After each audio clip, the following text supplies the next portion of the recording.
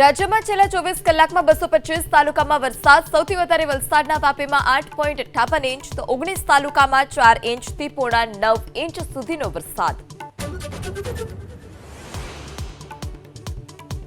આગામી 3 કલાકમાં રાજ્યમાં સાર્વત્રિક વરસાદની આગાહી. 5 જિલ્લાઓમાં આપવામાં આવ્યું રેડ એલર્ટ. 4 જિલ્લાઓને આપવામાં આવ્યું ઓરેન્જ એલર્ટ. ગાજવીજ સાથે ભારે વરસાદની આગાહી.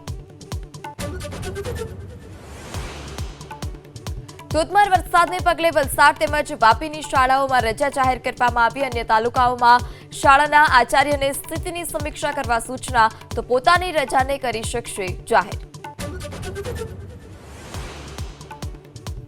સવારે 4 વાગ્યાથી 6 વાગ્યા સુધીમાં રાજ્યના 21 જિલ્લાના 83 તાલુકાઓમાં વરસાદ. વલસાડના કપરાડામાં સૌથી વધુ 2 ઇંચ તો 14 તાલુકાઓમાં 1.5 થી 1.5 ઇંચ વરસાદ.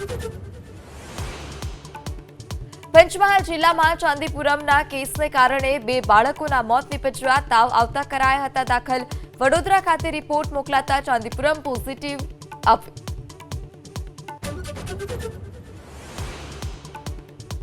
પીએમ મોદી આજે ઇન્ડોનેશિયાના રાષ્ટ્રપતિ સાથે કરશે દ્વિપક્ષીય બેઠક. ઇન્ડોનેશિયાની સંસદ અને ભારતીય સમુદાયને પણ કરશે સંબોધિત.